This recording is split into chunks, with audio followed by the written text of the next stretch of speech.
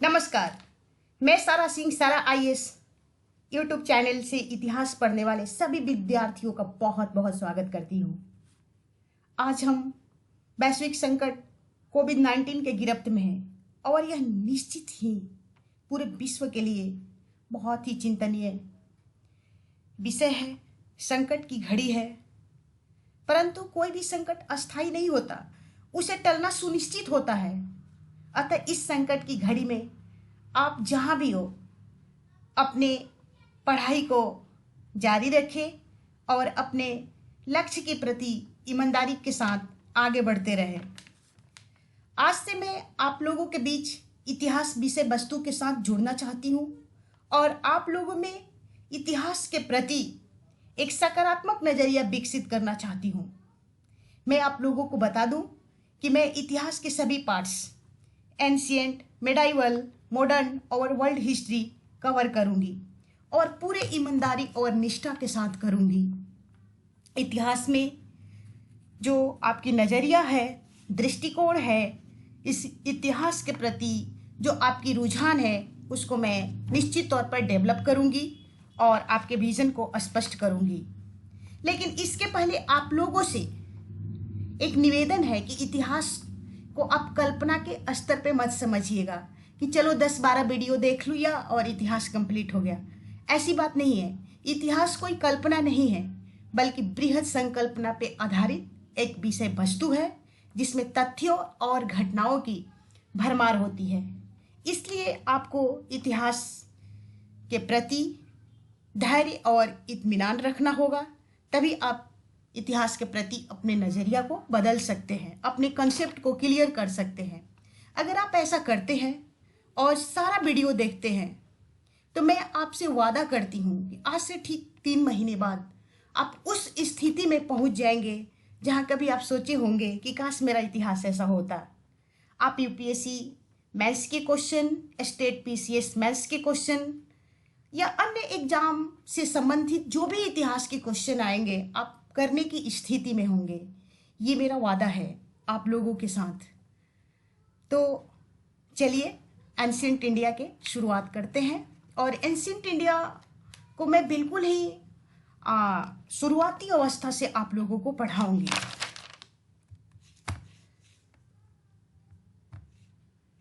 प्राचीन Bharat, ancient India. अध्ययन की सुविधा के लिए इतिहास को विभिन्न कालों में बांटा गया है और यह बात सिर्फ इतिहास के साथ ही नहीं है, कई विषय वस्तुओं के साथ है। जैसे हिंदी लिटरेचर आप ले सकते हैं, उसे विभिन्न कालखंडों में बांटकर पढ़ा गया है। ऐसा इसलिए किया जाता है ताकि समझने में कोई भी चीज़ को आसानी से समझा जा सके। तो इतिहास के साथ भी यही बात लागू होती है। हम एंशिएंट इंडिया को 3 भागों में बांटेंगे: पूर्व ऐतिहासिक काल, आद्य ऐतिहासिक काल और ऐतिहासिक काल। पूर्व ऐतिहासिक काल को प्राक ऐतिहासिक काल, प्रागैतिहासिक काल और प्री हिस्टोरिकल एज के रूप में भी जाना जाता है।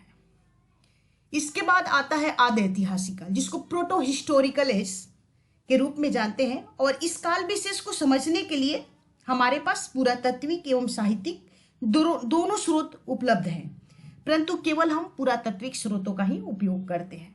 जैसे सिंधु सभ्यता, क्योंकि सिंधु लिपि आज भी नहीं पढ़ा गया है, अभी शोध का विषय जारी है, परंतु यह रहस्य जो है अभी सुलझा नहीं है। क्योंकि सिंधु लिपि को अगर पढ़ा नहीं गया है तो हम निश्चित तौर पे इसे प्रोटो हिस्टोरिकल एज के अंतर्गत ही रखेंगे।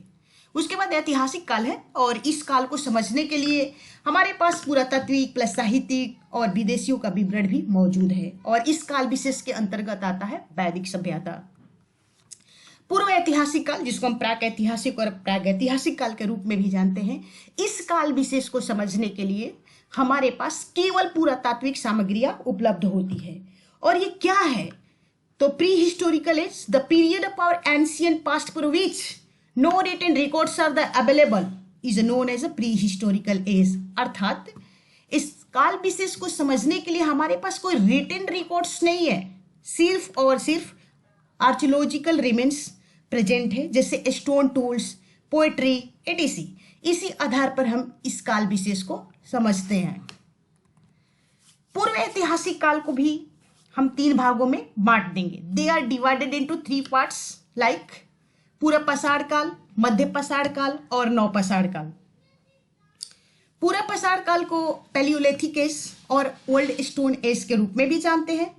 मध्य पाषाण काल को मेसोलिथिक एज और मिडिल स्टोन एज के रूप में भी जानते हैं और नव पाषाण काल को नियोलिथिक एज के रूप में जानते हैं। अब पूरा पाषाण काल को पूरा पाषाण काल ही क्यों कहा जाता है? इस काल को हम कोई और नाम क्यों नहीं दिए? तो इसलिए नहीं दिए क्योंकि उस समय के जो मानव होता था, उनकी जो जीवन पद्धति थी वो पूरा के पूरा पत्थरों पर आधारित थी। जैसे पत्थर के गुफाओं में रहना, पत्थर के औजार से जानवरों का शिकार करना, एक्सेट्रा एक्सेट्रा। पूरा पाषाण काल अर्थात पैलियोलिथिक एज का मतलब क्या होता है?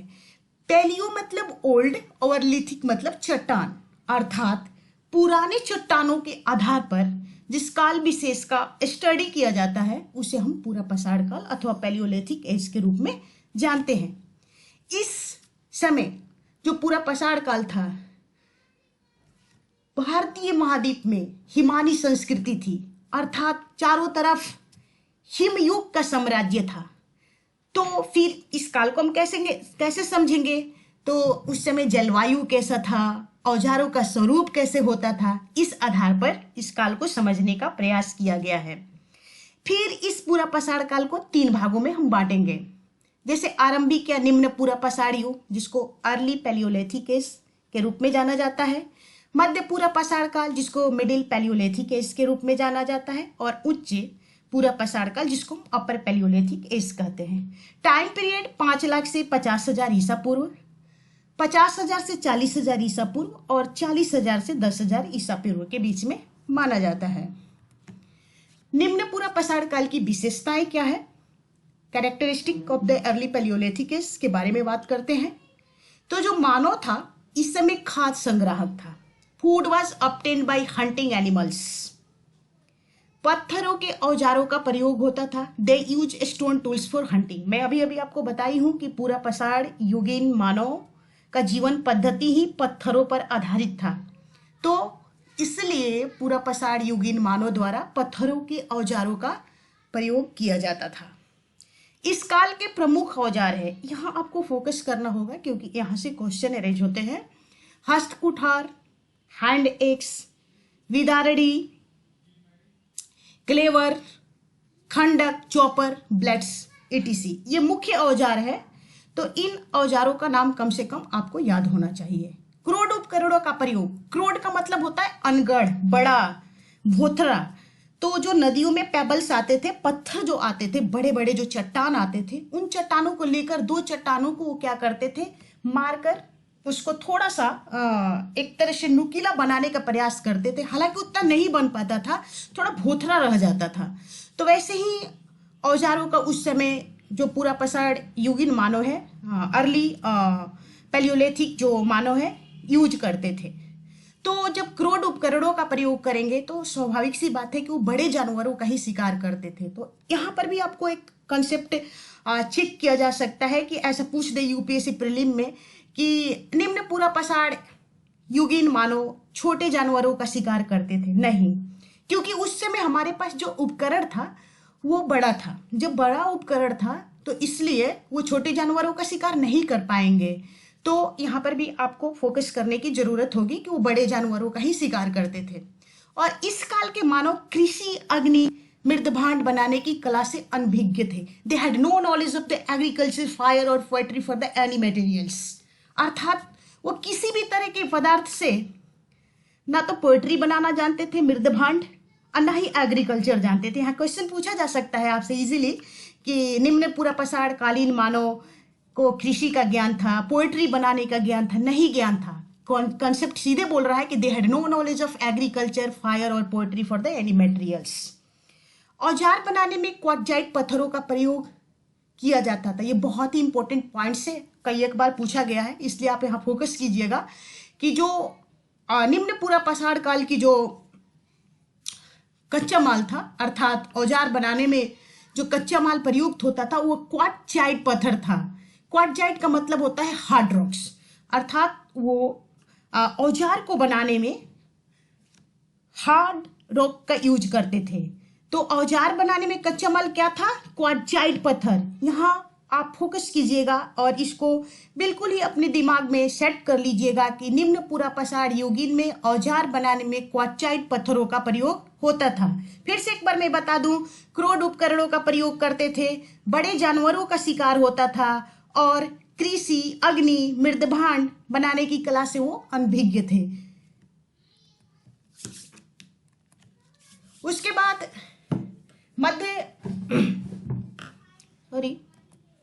अब निम्न पूरा पसार कालीन स्थल के बारे में बात कर लेते हैं। निम्न पूरा पसार कालीन जो स्थल है वो भारतीय महाद्वीप के लगभग सभी क्षेत्रों से प्राप्त हुए हैं। जैसे आंध्र प्रदेश में गिंदलूर, दक्षिण बिहार में सिंहभूम, गुजरात में साबरमती तथा माही घाटियां, उत्तर प्रदेश में बेलन घाटी, महाराष्ट्र में नेवासा, राजस्थान से डिडवाना, कश्मीर से पहलगांव, मध्य प्रदेश से भीमबेटका। यहाँ आपको फोकस करने की जरूरत होगी, जिसको मैं नोट करके लिख भी दी हूँ, कि निम्न पूरा पसार कालीन जो स्थल है वो गंगा, यमुना, द्वाब और सिंध के कछारी मैदान से प्राप्त नहीं हुए हैं। इसे आपको बिल्कुल ही एक तरह से रट लेना चाहिए, क्योंकि यहाँ से आपको कंसेप्ट पूछा जा सकता है प्रीलिम एग्जामिनेशन यूपीएससी में कि निम्न पूरा पसार कालीन स्थल गंगा, यमुना, द्वाब और सिंध के कछारी मैदानों से प्राप्त हुए हैं, नहीं हुए हैं। इसलिए नोट करके मैं लिख दी हूं। यूपीएससी कुछ भी नहीं करता है, बहुत ही इजी क्वेश्चन पूछा जाता है, बस क्वेश्चनों को लफाजी होता है, आपका कंसेप्ट चेक किया जाता है। तो बस इन चीजों पर आपको क्या करना है, फोकस करना है। मैं जितना भी आप लोगों को पॉइंट्स बनाई हूं आप लोगों के लिए, ये सभी के सभी क्रक्स से है, विभिन्न बुकों से, नोट्स से, तो वेरी वेरी इंपॉर्टेंट है आपके लिए। इसको अगर जितना भी मैं बताई हूँ इतना अगर आपके पास चला जाता है तो निश्चय ही आपका मतलब ये जो चैप्टर होगा वो बहुत अच्छा हो जाएगा। एक चीज और जान लो कि 1863 में रॉबर्ट ब्रसफुट ने मद्रास के समीप पलवरम नामक स्थल से हाथ की कुल्हाड़ी प्राप्त की थी। इनका नाम प्राय आते रहता है रॉबर्ट ब्रसफुट का, तो इसलिए इनको father of the early palaeolithic age के रूप में भी जाना जाता है। अब ये था हमारा निम्न पूरा पसार कालीन विशेषताएं, जिसमें से आपको 3-4 चीज याद रखना है कि जैसे क्रोड उपकरणों का प्रयोग करते थे, बड़े जानवरों का ही शिकार करते थे, एग्रीकल्चर और कृषि का ज्ञान नहीं था, और जो हमारा निम्न पूरा पसार कालीन स्थल है लगभग भारतीय महाद्वीप के सभी क्षेत्रों से प्राप्त हुए हैं, लेकिन गंगा, यमुना, सिंध के कछारी मैदानों से प्राप्त नहीं हुए हैं। अब आते हैं मध्य पूरा पसार काल की तरफ, मिडिल पैलियोलिथिक एज। तो इसकी जो विशेषता है कि इस काल की महत्वपूर्ण विशेषता थी कच्चे माल में परिवर्तन। जब भी हम कभी पूर्व काल से दूसरे काल में आते हैं तो निश्चित तौर पर कुछ ना कुछ तो परिवर्तन होगा। यही बात इस काल विशेष के साथ भी है। मुख्य कच्चा माल यहाँ पर हो जाएगा जेस्पर और चट।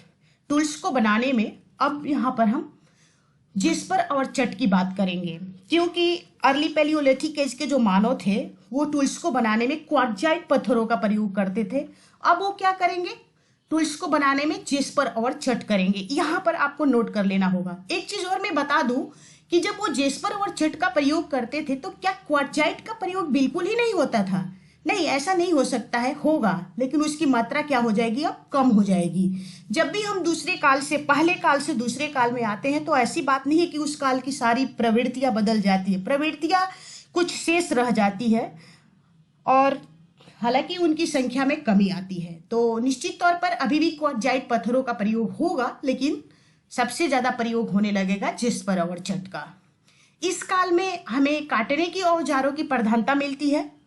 तो use of stone tools made of flakes like blades, points, scrapers, borers etc। स्थल देख लेते हैं, साइट्स क्या है। प्राय संपूर्ण देश से, जैसे महाराष्ट्र, गुजरात, जम्मू कश्मीर, पंजाब, बिहार, सभी जगहों से स्थल मिले हैं, लेकिन सबसे ज्यादा स्थल प्रायद्वीपीय क्षेत्र से प्राप्त हुए हैं। और ऐसा इसलिए हुआ है क्योंकि वहां पर कच्चे माल की प्रधानता थी। तो जहां भी कच्चे माल की प्रधानता होगी वहां पर मानव बस्तियां होगी, तो इसलिए सबसे ज्यादा मानव बस्तियां प्रायद्वीपीय भारत से पाई गई है मध्य पसार काल की। यहाँ भी आपसे क्वेश्चन पूछा जा सकता है कि सबसे ज्यादा स्थल प्रायद्वीपीय क्षेत्र से प्राप्त हुए। ठीक है, करेक्ट होगा। ऐसा भी पूछा जा सकता है कि मध्य पाषाणकालीन स्थल सबसे ज्यादा पश्चिमोत्तर भारत से प्राप्त हुए, तो गलत हो जाएगा क्योंकि प्रायद्वीपीय भारत में सबसे ज्यादा स्थल पाए गए हैं। अब इस काल की सबसे प्रमुख विशेषता थी फलकों की प्रधानता। इसी कारण बस इस काल को फलक संस्कृति की संज्ञा दी गई है। फलक किसे कहते हैं? मतलब दो चट्टान ले लिए, दोनों चट्टान को मार मार के जो उसके पतले पतले जो हिस्सा निकाला जाता है उसी को फलक कहा जाता है। और उस फलक से क्या करते थे? वो टूल्स को बनाते थे। इसी कारण बस इस काल को फलक संस्कृति के रूप में जाना जाता है। मध्य पूर्व पाषाण काल को याद रखिएगा। निवासा जो है गोदावरी नदी के तट पर एक स्थल है महाराष्ट्र में। ये मध्य पूर्व पाषाण काल का प्रारूप स्थल है। एच.डी. शंकालिया ने इसे प्रारूप स्थल घोषित किया है। इसलिए एच.डी. शंकालिया को कभी कभी father of the middle palaeolithic age के रूप में भी जाना जाता है। तो एच.डी. शंकालिया को हो सके तो आप कंसीडर कीजिएगा, याद कीजिएगा। और निवासा को, जो कि महाराष्ट्र में है गोदावरी नदी के तट पर, और ये मध्य पूर्व पाषाण काल का प्रारूप स्थल है। और एक चीज और सबसे ज्यादा इंपॉर्टेंट ये है कि मध्य पूर्व पाषाण काल को फलक संस्कृति के रूप में जाना जाता है। इस बात को आप अच्छी तरह से कंसीडर कर लीजिएगा, याद कर लीजिएगा, रिमाइंड कर लीजिएगा। इसके बाद उच्च पूर्व पाषाण काल आता है, अपर पैलियोलिथिक एज। विशेषताएं, ये last phase of ice age है और क्लाइमेट कंपैरेटिवली क्या होगा? वार्मर। पूर्व काल की अपेक्षा यहाँ पर जो क्लाइमेट हो जाएगा वो क्या होगा? वार्मर होगा। Appearance of the Homo sapiens, very very important point here. इस काल में सबसे पहले, इसी काल में होमोसेपियंस अस्तित्व में आया था, जिसको हम आधुनिक मानव के रूप में जानते हैं। आधुनिक मानव को इसे पूर्वज भी हम कहते हैं। और इस काल में अस्थि उपकरणों की प्रधानता बढ़ी। मुख्य उपकरण था तक्षणी, खुरचनी। इस काल में नक्काशी और चित्रकारी दोनों रूपों में कला का विकास हुआ है। बेलन घाटी स्थित अस्थि निर्मित मूर्ति इसी काल की है। और इस काल में भीमबेटका में विभिन्न कालों की चित्रकारी देखने को मिलता है। भीमबेटका जो एमपी रायसेन डिस्ट्रिक्ट में है, तो वहां पर भीमबेटका बहुत ही फेमस जगह है। तो वहां पर क्या होता है, वहाँ मतलब विभिन्न कालों में भीमबेटका है जो मध्य पाषाण काल में भी आएगा, मध्य पूर्व पाषाण काल में आएगा, निम्न पूर्व पाषाण काल में भी आएगा ये जगह। तो इस काल में भीमबेटका में विभिन्न कालों की चित्रकारी देखने को मिलता है। और औजार बनाने हेतु प्रमुख कच्चा माल जो था उस चकमक था। तो यहाँ ध्यान देने की बात है कि अभी हम पत्थरों की जो बात किए, निम्न पूर्व पाषाण काल में औजार बनाने में कच्चा माल के रूप में क्वार्टजाइट, मध्य पूर्व पाषाण काल में जेस्पर और चट का प्रयोग होता था। और यहाँ पर अपर पैलियोलिथिक एज में औजार बनाने हेतु प्रमुख कच्चा माल चकमक का प्रयोग होगा। यह दो तीन चीज याद कर लीजिएगा कि बेलन घाटी स्थित अस्थि निर्मित मूर्ति इसी काल की है। नेट जीआरएफ में क्वेश्चन आ चुका है कि किस काल में बेलन घाटी में अस्थि निर्मित मूर्ति प्राप्त हुआ था। ऑप्शन दिया गया था जिसमें से उच्च पूर्व पाषाण काल भी था। और एक चीज और कि इसी काल में सबसे पहले हमें होमोसेपियंस का अस्तित्व देखने को मिला था। बस दो चीज इसमें इंपॉर्टेंट है। और एक औजार बनाने हेतु कच्चा माल के रूप में चकमक पत्थर का प्रयोग होता था। अब इसके बाद मध्य पाषाण काल की तरफ बढ़ते हैं, जिसको मीसोलिथिक और द मिडिल स्टोन एज के रूप में जाना जाता है। टाइम पीरियड है 10,000 बीसी से 6,000 बीसी। मध्य पाषाण काल पूर्व पाषाण काल एवं नव पाषाण काल के मध्य संक्रमण का काल है, अर्थात इसमें दोनों कालों की विशेषताएं पाई जाएगी। It was the transitional phase between the palaeolithic age and the neolithic age. इस काल में क्या होगा कि पूर्व काल की अपेक्षा जलवायु गर्म होने लगेगा। और ऐसा सभी कालों के लिए होगा। जो भी पूर्व के काल है उसके बाद वाला जो काल आएगा वो निश्चित तौर पर उससे वार्मर होते जाएगा। और climate change leads to the change in the flora and fauna. अगर जलवायु में परिवर्तन होगा तो निश्चित तौर पर जो वेजिटेशन है उसमें भी परिवर्तन होगा। हमारा वनस्पति है उसमें भी परिवर्तन होगा। तो यही बात मध्य पाषाण काल के साथ भी लागू होती है। विशेषताएं क्या थी कि इस काल की सबसे प्रमुख विशेषता यह है कि जो उपकरण है, औजार है, वो छोटे पत्थरों से बनने लगे। Very very important points here. ये सूक्ष्म उपकरण आकार में काफी छोटे हैं। इनकी लंबाई 1 से 5 सेंटीमीटर, कहीं कहीं 1 से 8 सेंटीमीटर के बीच है, तो इसको लेकर ज्यादा कंफ्यूज नहीं होना है। ऐसे प्राय आप 1 से 5 सेंटीमीटर के बीच में ही याद रखना। तो इस काल की जो लंबाई है वो 1 से 5 सेंटीमीटर के बीच है और ये माइक्रोलिथ्स के नाम से जाने जाते हैं। तो they are tiny stones often not more than 5 centimetre in size and therefore called microliths. अर्थात मध्य पाषाण काल छोटे औजारों के लिए जाना जाता है और औजार जो था 1 से 5 सेंटीमीटर के बीच था। एक चीज मैं आपको फिर से याद दिला दूं कि मध्य पाषाण काल और मध्य पूरा पाषाण काल में आप कंफ्यूज्ड मत होइएगा, दोनों अलग अलग काल है। मध्य पूरा पाषाण काल का पूरा पाषाण काल का एक हिस्सा है और मध्य पाषाण काल एक अलग काल विशेष है। इस नाम को लेकर प्रायः स्टूडेंट्स कंफ्यूज हो जाते हैं, इसलिए आप यहाँ पर कंसिडर, ऐसा पूछा जा सकता है आपको चेक करने के लिए कंसेप्ट को। यूपीएससी प्राय ऐसा ही करता है कि मध्य पूरा पाषाण काल में माइक्रोलिथ्स उपकरण पाए जाते थे। नहीं, मध्य पूरा पाषाण काल में नहीं बल्कि मध्य पाषाण काल में करेक्ट होगा, तब जाके आपका यही यूपीएससी करता है और कुछ नहीं। तो इन बारीकियों को आप ध्यान रखिएगा, इसलिए मैं बार बार आपको याद दिला दे रही हूं कि कहां से क्वेश्चन बन सकता है। इस काल में शिकार करने की तकनीक में परिवर्तन आ गया। बड़े जानवरों के साथ साथ छोटे जानवरों का भी शिकार करना संभव हुआ, क्योंकि मैं अभी आपको बताई हूं कि जब भी हम पहले काल से दूसरे काल में जाएंगे तो बिल्कुल एकदम अचानक कोई चीज नहीं बदल जाएगा। उस काल की विशेषताएं इस काल में भी चलती रहेगी। यही वजह है कि इस काल में बड़े जानवरों का भी शिकार होगा, लेकिन मुख्य रूप से छोटे जानवरों का शिकार होने लगेगा, क्योंकि ये महान तकनीकी क्रांति का ये युग था। क्योंकि हम छोटे, उस समय के मानव जो थे वो छोटे औजार को डेवलप करना सीख गए थे, इसलिए मछली पकड़ना, फिशिंग करना, पक्षियों का शिकार करना उनके लिए क्या हो गया था, आसान हो गया था। यहाँ सबसे इंपॉर्टेंट पॉइंट से कई एक बार यहाँ से क्वेश्चन आया है कि पशुपालन का प्रारंभिक साक्ष्य कहाँ से प्राप्त हुआ है। तो सर्वप्रथम इसी काल में प्राप्त होता है और 2 जगह है, एक मध्य प्रदेश से आदमगढ़ और राजस्थान से बागौर। सभी लगभग बड़े एग्जाम जो है पीसीएस लेवल हो और यूपीएससी, कितना बार क्वेश्चन रिपीटेड है, यहाँ से क्वेश्चन आ चुका है कि पशुपालन का प्रारंभिक साक्ष्य कहाँ से प्राप्त हुआ है। तो आदमगढ़ और बागौर याद रख लीजिएगा। मध्य प्रदेश में आदमगढ़ और राजस्थान में बागौर एक जगह है, वहीं से पशुपालन का प्रारंभिक साक्ष्य प्राप्त हुआ है। मानवीय आक्रमण, ये भी नेट जीआरएफ में क्वेश्चन आया है। मानवीय आक्रमण या युद्ध का प्रारंभिक साक्ष्य इसी काल में सराय नहर जो कि यूपी में एक जगह है, वहां से प्राप्त हुआ है। ये क्वेश्चन नेट एग्जामिनेशन 2014 में आया है कि मानवीय आक्रमण या युद्ध का प्रारंभिक साक्ष्य कहाँ से प्राप्त हुआ है। तो सराय नहर से प्राप्त हुआ है।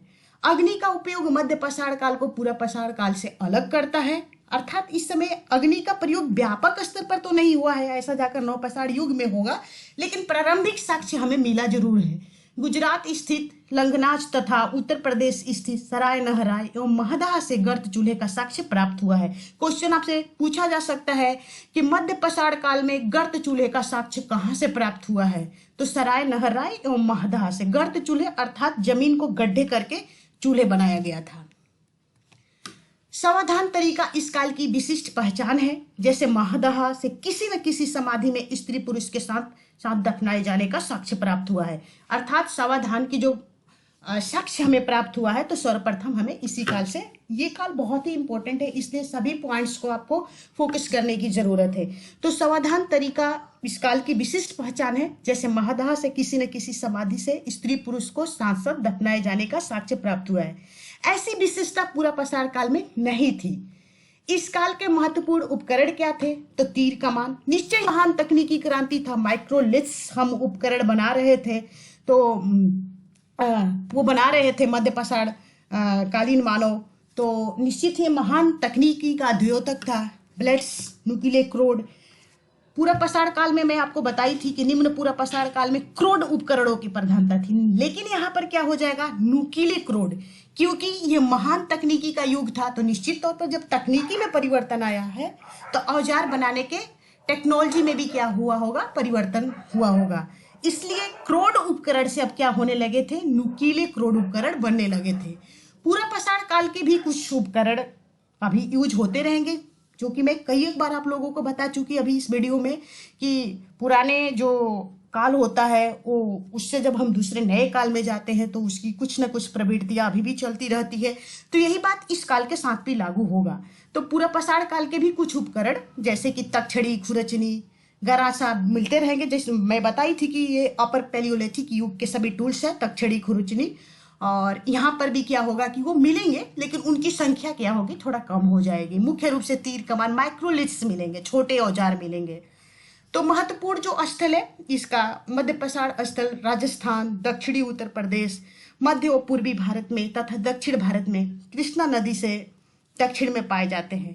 कुछ महत्वपूर्ण मध्य पसाड़ कालीन स्थल जैसे पश्चिम बंगाल में बिरभानपुर है, गुजरात में लंगनाज है, तमिलनाडु में टेरी समूह है, मध्य प्रदेश में आदमगढ़, राजस्थान में बागौर, गंगा घाटी, महदहा से प्राप्त हुए। कुछ स्थल जो आप है सभी काल का याद कर लीजिएगा, क्योंकि हो सकता है क्वेश्चन पूछा जाए तो डिलीट प्रोसेस से कुछ अगर याद रहेगा तो आप वहां पर क्वेश्चन सॉल्व कर लेंगे।